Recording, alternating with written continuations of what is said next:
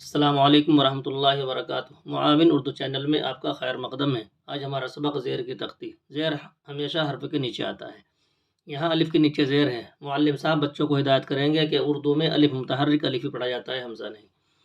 شروع کرتے ہیں۔ الف زیر ای، بے زیر بی، پے زیر پی، تے زیر تی، ٹے زیر ٹی، سے زیر سی، جیم زیر جی، چے زیر چی، ہا زیر حی، خوا زیر خی، دال زیر دی، زال زیر زی، ڈال زیر ڈی، رے زیر ری، اڑے زیر ڈی، زے زیر زی۔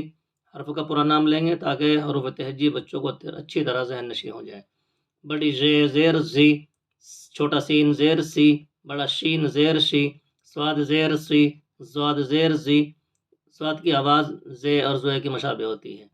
زواد زیر زی، توئے زیر تی، زوئے زیر زی، عین زیر عی، غین زیر غی، فا زیر فی، بڑا قاف زیر قی، چھوٹا کاف زیر کی، گاف زیر گی، لام زیر لی، میم زیر می، نون زیر نی، واو زیر وی، چھوٹی ہے زیر ہی، حمزہ زیر ای، چھوٹی یہ زیر یی، بڑی یہ زیر یی۔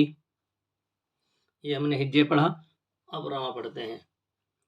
ای، بی، پی، تی، ٹی، سی، جی، چی، حی، خی، دی، غی، ڈی، ری، ڈی، زی، جی، سی، شی، سی، زی، تی، زی، عی، غی، فی، قی، کی، گی، لی، می، نی، وی، ہی، ای، یی، یی۔